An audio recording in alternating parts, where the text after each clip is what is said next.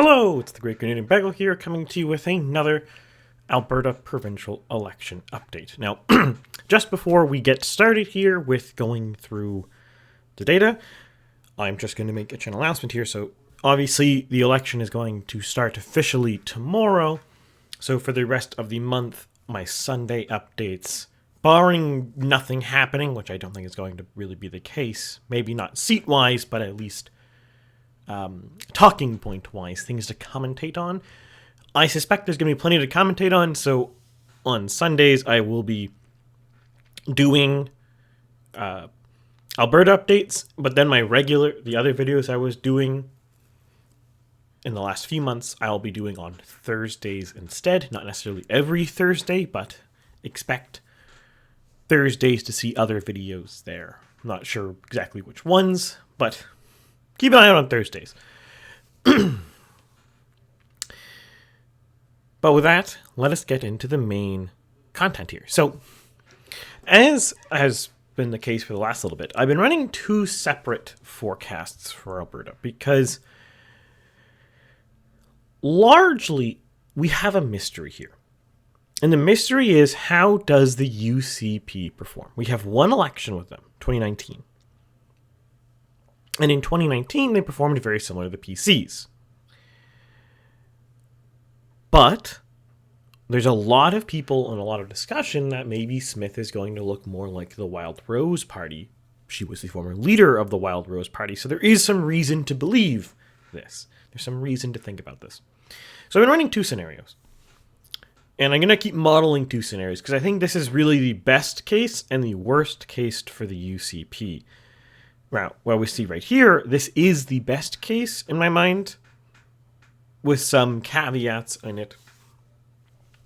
I think the most recent wave of polling is possibly making the NDP too strong in Edmonton and too weak in Calgary, but I think the vote share and the seat distribution is pretty spot on. And I will just make an amendment here based on my last video. For people who do not follow me on Twitter, they might not have noticed this, but I have updated my model. I am no longer assuming every party is running a candidate in every riding. We have nomination lists. Yes, there's still plenty of time for parties to nominate more candidates, but I am now considering where people are nominated. So if we look here at overall data, we will see April 2nd, the last official video I posted out for Alberta. We had Wild Rose at 2.5 and Alberta Party at 3.7. And now they're 0.3 and 1 respectively because there's too few candidates nominated. And in fact, for the Wild Rose numbers, I have kind of combined Wild Rose and Alberta Independence Party together. And you might be like, those are two different parties. I've combined them together because they're both largely sovereigntist and or separatist parties. So yes, they're two distinct parties, but they have so little vote share. And they have so few candidates nominated that it doesn't really matter to me. And overall, I think it's actually useful to see what percentage of the vote is actually going to separatists. Because Alberta separatism is something people are discussing and considering. So it's useful to see this. So we see here, there's been a big bump in both the NDP, but particularly the UCP. Pardon me. This isn't necessarily because the UCP is polling better than they did in March, though I would argue they a little are, but not overwhelmingly. The main thing here is candidate nominations. So if we look here, so this is mostly rural Alberta. These three are considered part of the Edmonton CMA. They are, to be fair, but they are lumped in with Edmonton. Much of rural Alberta doesn't have third-party candidates. And several ridings, I think there's 3, don't have any NDP-nominated candidates right now. And in fact, up here, which riding is it? Edmonton? No, it's this one right here. Edmonton, Lac Lake Beach has 0 other people nominated in it. It's just Brian Jean. He's the only one running in this riding. This is quite an anomaly in Canada. So we are seeing a situation like this because the UCP does the best in rural areas, And as we see here, April 2nd to now, the Alberta Party and Wild Rose and Liberals and other, in April 2nd, they had, let's, for easy math, like a 9%, 8.5%. And now they're 2%. And the NDP has fewer nominated candidates, so this has really boosted the UCP in rural areas. So that's in the model, in the overall vote share. I don't think the UCP has gained voters, or many voters, but they have gained vote share. And a similar story, but a lesser story for those two, are playing in Calgary. There's, again, still more third-party vote in Calgary, 1.9. Actually about the same. But there is NDP and UCP candidates nommed in both of these. And we've had a couple of recent polls that were just Calgary and just Edmonton, or Edmonton suburbs, I should say. So we have a bit better data for those than the rest of the province. This is what we're looking at, though, if the UCP tracks the PCs. It's a good scenario for them. It's not the best scenario. They have still lost 7 seats, though that's almost unavoidable. After, first off, a term in power, you usually lose some seats. But also, second, after all of the controversy and damage that has happened with the UCP and Kenny being shoved out and all that stuff, we would expect them to have lost some ground. Now, overall, the things to look out for, if this is the scenario, really are the outer suburbs here. Now, mind you, I think Morvenville, St. Albert is probably not going NDP, but the math is the math. As I've said before, I don't intentionally change the results. If the math is slightly wrong, the math is slightly wrong. I have to model better. You can only learn if you accept your failures. The other one that I think is a bit sketchy is Fort Saskatchewan, Vegreville here. I think this should probably be a bit safer, one step safer, probably 5 to 10 margin range instead of 2 to 5. But math is math. Now, on the flip side, I think Lethbridge East and Banff Kananaskis, I don't know how to pronounce that, are too safe for the UCP. I think this should probably be leaning NDP, and this should be pretty close. Again, there's a bunch of seats like this. There's ones you can point to. There's some margin of error involved. And as we get more candidates nominated for third parties and we get more polls, we'll get a better idea. Now, the other one here, that's the wrong one. Is it this one? Yes, here we go. This one is if the UCP tracks the Wild Rose Party. Now, what this really means in practice, I'll just bring this back over here, is if the UCP follows the PC party, we're looking at 55 to 43, and the other one is 52 to 46. So why? Why is there a difference there? Well, the difference isn't that the NDP is doing better. The NDP has the same number of voters in either scenario. The difference between these two scenarios is the UCP has fewer voters. Significantly fewer voters. We're in the realm of probably 100 to 200,000 fewer voters. Many, many, many fewer. Why are they fewer? Well, what it's likely going to be the case, because there's 4 quadrants, right? We have 2 axes: economics and social policy. The NDP is socially liberal and fiscally liberal. The UCP prior to this has been every other quadrant. Yeah. This is why the UCP has a very hard time staying together. This is why, frankly, The Alberta Conservatives in 2019 probably should have created some form of PR system. When you have 3 different categories of voters voting for your party, it's very hard to keep them together. Now, Kenney was what you would call, well, I would describe as a fiscally conservative, socially conservative candidate. He wasn't the most socially conservative. He wasn't the most fiscally conservative. But he was in that quadrant. Quadrant 1, if you will.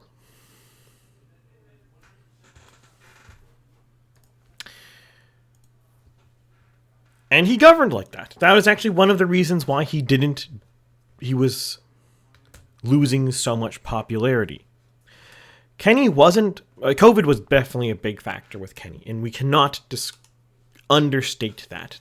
COVID really undermined Kenney's position because it lost him his core base, the fiscally conservative, socially conservative voter, the type 1 voter, the quadrant 1 voter. It lost those voters to him. They were not happy with that. Similarly, quadrant 3 voters, fiscally conservative but socially liberal, were also not particularly happy with COVID. So he lost those type of voters. Now, it's possible he could have got them back. I'm not saying it's impossible. But it was not very likely. And that's one of the reasons he was forced out. But since the UCP is the coalition of quadrant 1, 2, and 3, it's very difficult for the party to hold itself together. And in this particular scenario, when we're looking at the Wild Rose scenario, what we're really seeing, and I think there is some merit to this one just on this level of analysis, that this might be the better scenario. I'm not going to pick one because I don't know, so I'm going to keep doing both for the rest of the campaign. But there is some merit to think that this one is the more likely scenario because of where Smith actually fits in. Smith, by virtue of having previously been a Wild Rose leader, and by virtue of herself, her existence, how she acts, how she holds herself, she's acting like a quadrant 2 leader. You look at this in her budget from March. You look at this in her spending promises, like the Calgary Arena, which, by the way, people have been trying to make out the Calgary Arena like it's a thing that's going to hurt her, but that's stupid. But we'll get into that. She's a quadrant 2 leader. That's where you need to consider this. Now, personally, her political positioning, she's quote-unquote a libertarian in her self-identification, though, in my opinion, a lot of people's self-identification in the political spectrum is not great, so I'm not actually sure if she does follow that, but that's how she describes herself. But the way she's acted in government, at least relative to the Canadian population, is a quadrant 2. By virtue of such a position, and by virtue of being the Conservative Party, she usually will get quadrant 1. So the type of voter she's currently losing is the quadrant 3 voter, the fiscally conservative, socially liberal type. And you can also see this. This is also an evident position on how Smith is being attacked by the NDP. She's not being attacked by the NDP for being fiscally irresponsible. She's not being attacked by... I phrased that wrong. No, sorry, that was one of it. She's not being attacked because she's fiscally irresponsible. Though you could argue she's not fiscally irresponsible, but she's not being attacked on finances. That's my point. She's being attacked by the NDP on whether she is too right-wing. She's an extremist. The comments recently about Christie Nome or Ron DeSantis and how Smith likes them, which is a very non-controversial statement. Pretty much any right-winger of substance likes those people in Canada. So saying that she likes them is just saying that she's right-wing. Wow, could you imagine a right-wing person likes a right-wing leader in other countries? Wow. Very nothing burger of a sentence or statement, but whatever. They need to try to make a stink out of it. But the interesting thing with that is by attacking Smith on those statements, on those grounds, they're trying to put a wedge between her and Quadrant 3. Because you also have these controlled opposition type conservatives who are also attacking Smith from a fiscal point of view. The NDP isn't attacking Smith from a fiscal point of view. Not really, that is. There's some opposition about the Calgary Arena, but that's just stupid. That's not really a thing. It's not actually going to be... The NDP will not actually make that a campaign issue. That would just be suicide. That'd be stupid. But on every other grounds of spending, they're not really making a critique about the spending. They might be critiquing what she's spending money on, but not the money she's spending, if that makes sense. So it's not a debate on should we be more fiscally conservative or not. It's we should just spend money on different things. Whereas they are trying to very clearly draw her as quote-unquote radical right, extreme right, far right on social policy.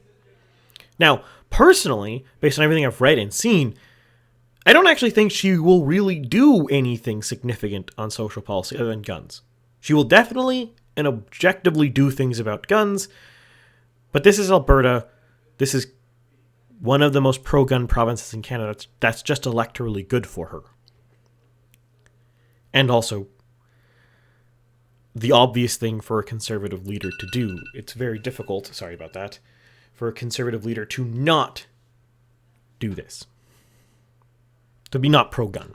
It's very, very difficult. One of the reasons O'Toole did very mediocre in 2021. He wasn't pro-gun. It hurts him. Because the thing we need to understand here with policy is fiscal policy in broad terms determines who you will be willing to vote for. No one is going to vote for a party that wildly disagrees with them on fiscal policy. In other words, if you have two parties, right, and one party wants to delete the government and the other party wants total communism, the two extremes, right? If you like social programs, you will never vote for the delete the government party. If you don't like social programs, you'll never vote for the communist government. You might not vote for that party, i.e., someone who likes social programs might not vote for the communist, but they definitely won't vote for, what's the word for it? The no government party. In a less extreme example, we can see this in 2021. Many people, I think, seriously and genuinely said they considered voting for O'Toole in 2021. Many left-wing people. Because he had a very moderate fiscal policy. That moderate fiscal policy means that the door was open for a lot of voters to consider him. Where O'Toole fumbled the ball is he didn't have a clear, distinct social policy, so there's no reason to vote for him. Social policy, generally speaking, gets the vote out. So economic policy generally attracts voters to you. You increase your accessible voter pool with economics, and you get your voter pool to actually vote with social policy. Again, we can see this in the US with the Democratic Party. They use their fiscal liberalism to get the most voters possible, usually because most people are slightly left-wing on fiscal policy, and then they use their social policies like abortion to turn out voters. That's how you actually win elections. So what does this mean in Alberta in this race? Well, since Smith is a quadrant 2 leader and how she is acting. She's fiscally moderate in government. She's not opposed to spending plenty of money. She's not particularly fiscally constrained. Now, she's more fiscally constrained than the NDP is, because she has to be, but she's not particularly fiscally constrained. You would not say she's meaningfully fiscally conservative. I think that would be a misnomer. Anyone trying to claim that the UCP is doing an austerity budget as their March budget, in their March budget, is a partisan hack. That just doesn't make any sense. They didn't spend as much as the NDP wanted, but they spent more than actual fiscal conservatives wanted. This is getting them attacked from, I think, useful idiots on the right. I say useful idiots because they claim to be fiscally conservative voters who don't like the NDP, but by attacking the UCP on fiscal conservatism grounds for no particular reason, they're just going to make it easier for the NDP to win, so that doesn't make any sense. It's bad strategy.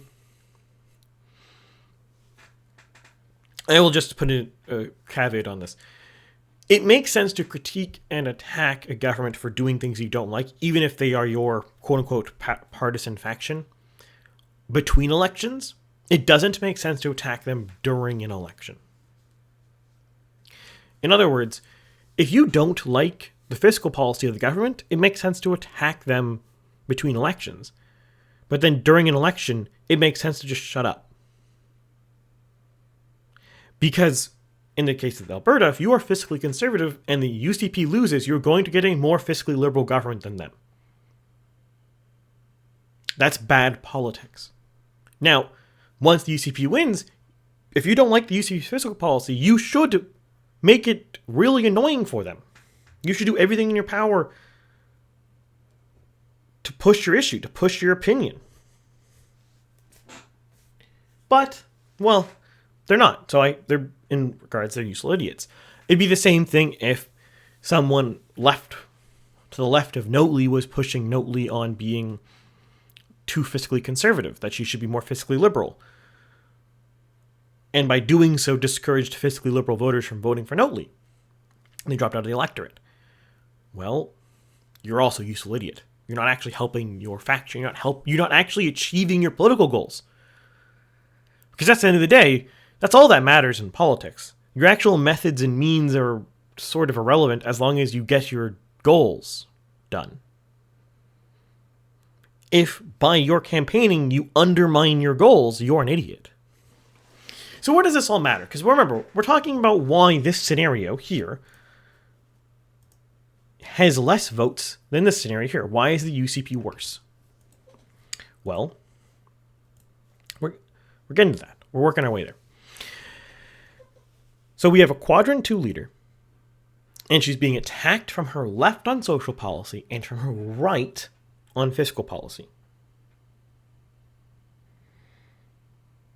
Do you see where this problem is now? The voters she's losing are quadrant 3 voters.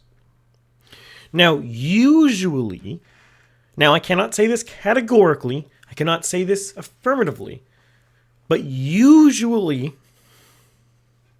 how these things work, and this is very broad strokes, and I don't have the most data for this. This is really going observational. This is not a This is an observational claim, not a descriptive claim. And by that I mean, I don't have data to back this up. This is just what I've seen. Your voters, your 4 types of voters live in 4 different areas. Right? Your quadrant 1 voters typically live in the rural. Your quadrant 3 voters, either live in the rich parts of cities, like Calgary or Edmonton, or they live in smaller towns like Lethbridge or Red Deer. Not universally, but that's generally the trend. Your quadrant 4 voters, those are very easy. They live in the downtowns of cities, the smallest, densest areas possible. And your quadrant 2 voters, generally speaking, live in the area between usually the poor parts of the city and usually poor is the wrong word, the poorer parts of the city, and usually the medium density areas, where your quadrant 3, again, are usually the wealthy suburban areas. This is not a categorical thing. This is an observational claim. This is what I have seen. So where are we getting from this? What is this causing? Well, if the more suburby, more interdensity parts are losing, what we would expect is much of Calgary, for example, the turnout to be much lower if she's actually losing quadrant 3 voters, like I suspect. This is actually a testable hypothesis. Therefore, it is science. So why the NDP growing in Calgary, then? Because you would expect the outer parts would be the more wealthier suburby areas, where the quadrant 3s are. Well, she's probably losing voters there, Smith. But they're not going to the NDP. That's what we need to understand. If Smith has lost 4 percentage points, and it's mostly in the outer parts of Calgary and the outer parts of Edmonton, outer parts of Edmonton might be causing these 3 seats to flip, for the record, and some of these to flip. But if we're looking at this in Calgary, where the race actually matters, the UCP has such a lead that if some of these voters are not voting, it's not actually really affecting the election. And I think this is the key of where people are being confused here. The UCP's lost a lot of voters from 2019. Probably 200,000 plus. If they get more than 800,000 in this election, I'll be impressed. But they're losing them in not bad spots to lose them. They're losing them in places like Red Deer, Grand Prairie, lesser extent Lethbridge, the outer suburbs of Calgary, outer suburbs of Edmonton. There's not a lot of seats that are actually at risk because these voters aren't going NDP yet. Because the big thing you need to understand with quadrant 3 voters, first off, there's not many of them. They're the smallest group in Canada. But the big thing with quadrant 3 voters is they really, really, really, really don't like fiscally liberal policy. They despise it. It's their strongest motivating thing. That's why a lot of these UCP undecideds, if you look at Abacus polling, for example, roughly 20% of their 2019 voters are out of the electorate. The voters out of the electorate are likely these quadrant 3 types, and they're out of the electorate because they don't want to vote NDP. The NDP is unpalatable to them, for lack of a better term. The UCP under Smith and the NDP under Notley are both too left-wing on fiscal policy. These type of quadrant 3 voters don't care about social policy pretty much at all. They are what you might call a libertarian. They don't care at all about what you're doing socially. As long as their economic well-being is good, they don't care. And to them, the UCP and the NDP are too economically left. So where has the NDP actually gained votes? Well, the NDP has gained votes by third parties, such as from the Alberta Party, the Liberal Party, etc. But they have also gained voters in the outer core. Some of these ridings here. Some of these ones here. The outer cores of cities. Who lives in the outer cores of cities? Quadrant 2 voters. Now you might ask yourself, if Smith, as I've alleged, is a quadrant 2 leader, why is she losing in quadrant 2 voters? Well, she can't lose quadrant 1 voters. The only thing she can lose there if they don't vote. They will never, I won't say never, because there are some who objectively do vote NDP. We know this for a fact. You can look at Too Close to Call's Twitter profile. He's done some data analysis on 2021's Canadian election survey data and has determined many federal voters who might be quadrant 1 are voting Liberal or NDP federally. So there might be some, but in general terms, any swing voters, if those even exist in quadrant 1, aren't voting NDP. They will probably either vote third party or leave the electorate. So where she's being exposed to is in quadrant 2. Quadrant 2 being the second largest quadrant.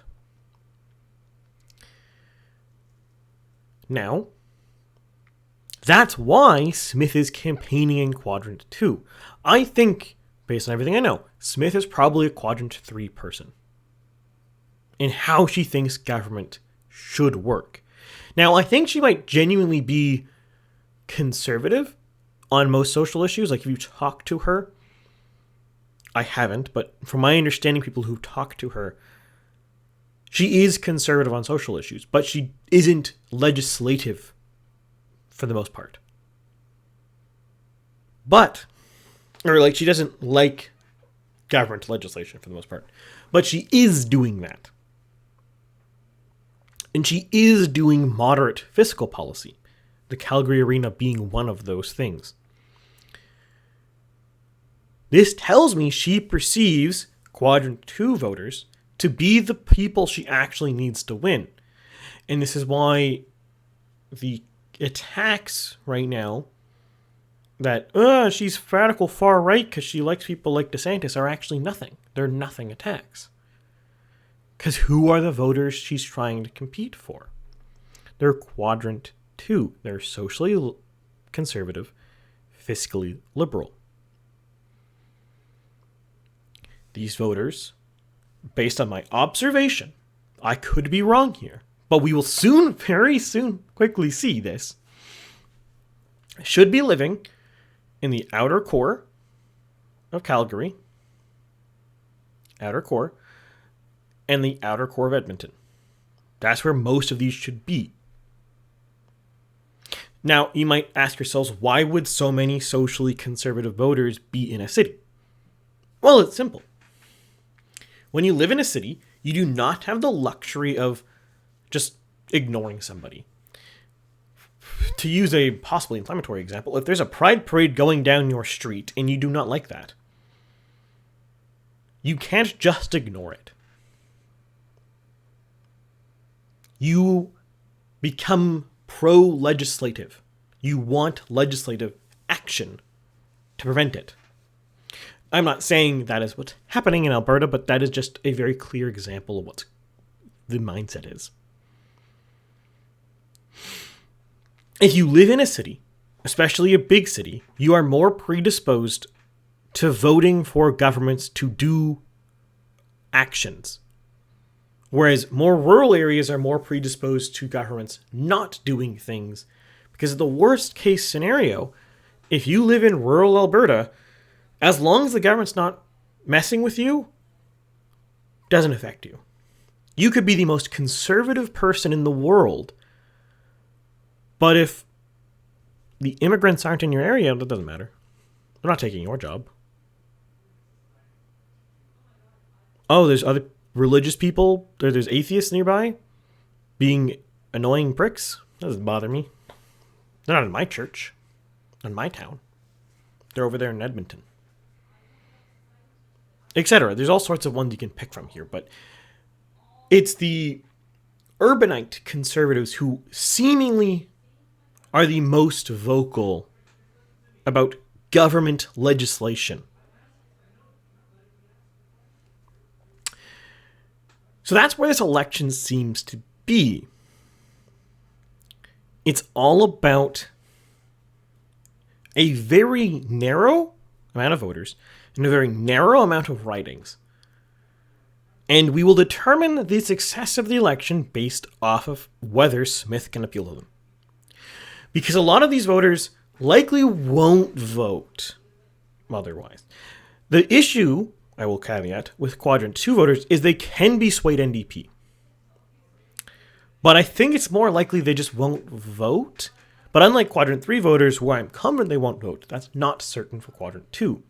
That's why, at least so far, Smith has been, and it makes sense she is, campaigning as fiscally moderate and portraying herself, regardless of whether she actually sincerely wants to do these actions, as a vaguely socially conservative but vaguely fiscally moderate quadrant 2 leader.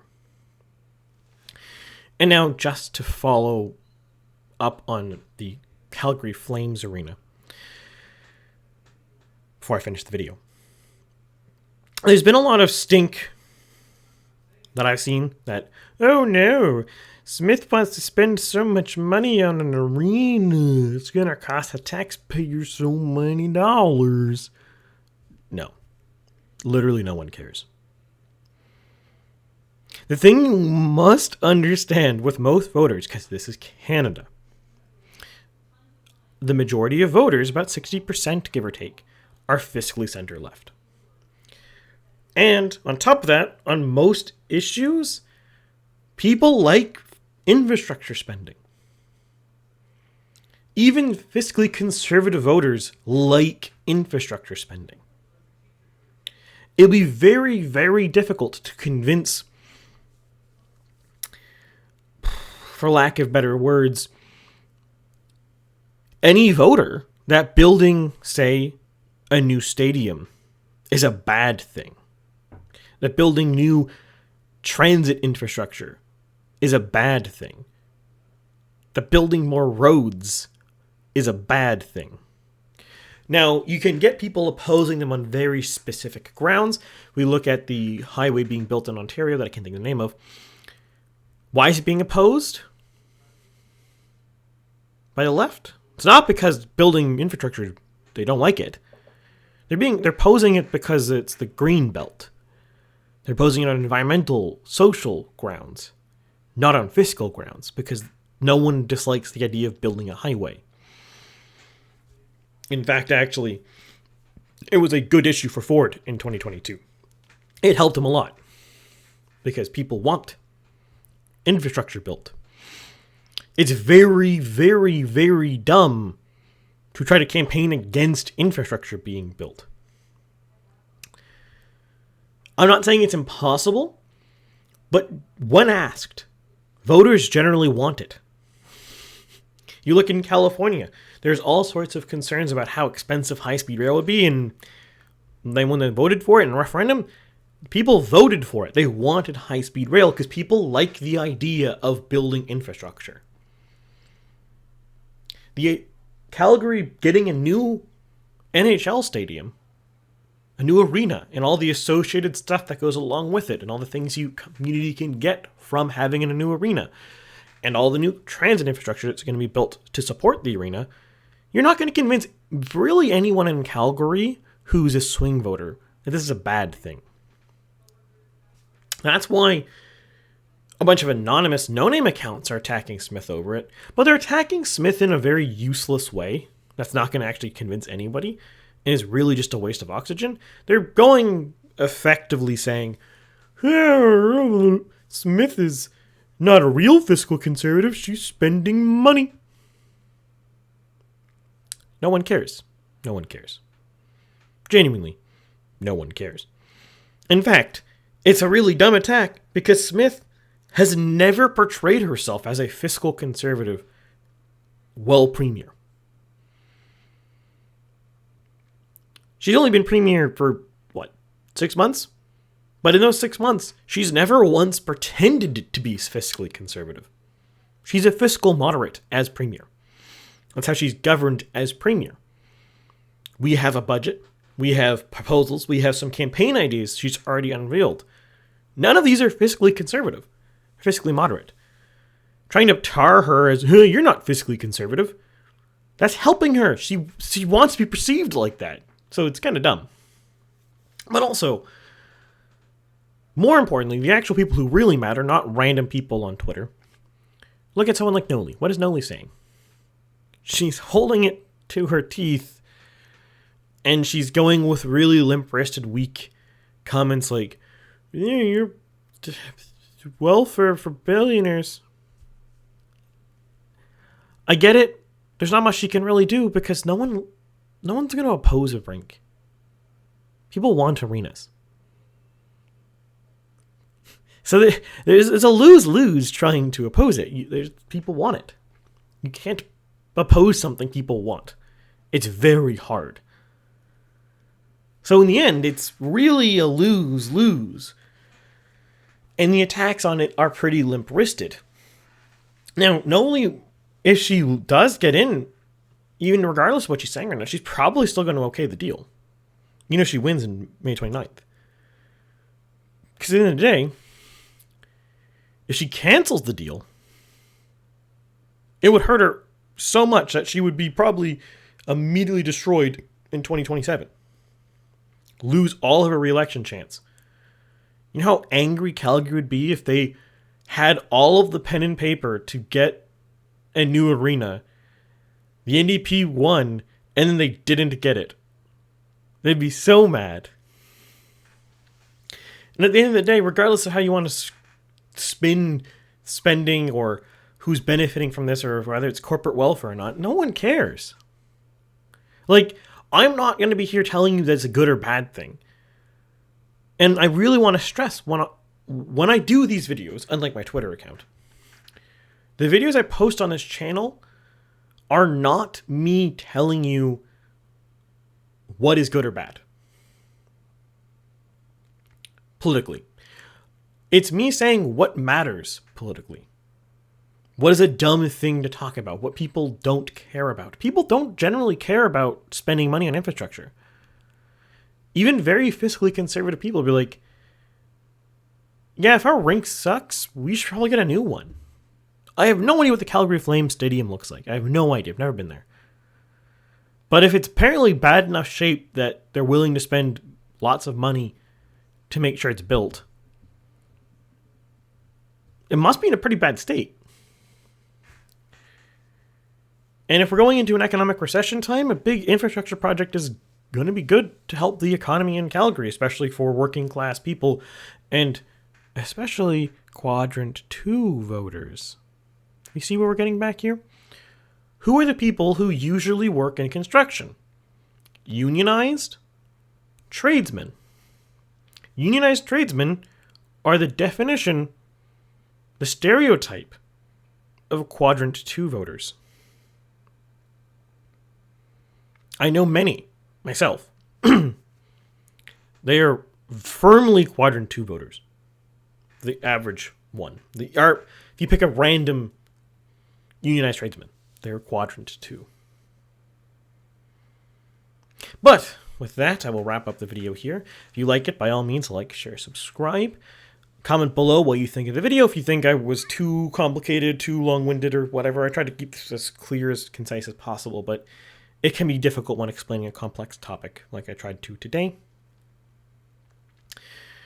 And if you want to stay up to date with what I'm doing, you can follow me on Twitter, though if you do not like more overt political conversation and less dissection, you might not want to do that. But if you do want more overt political dissection or conversation, you can follow me there.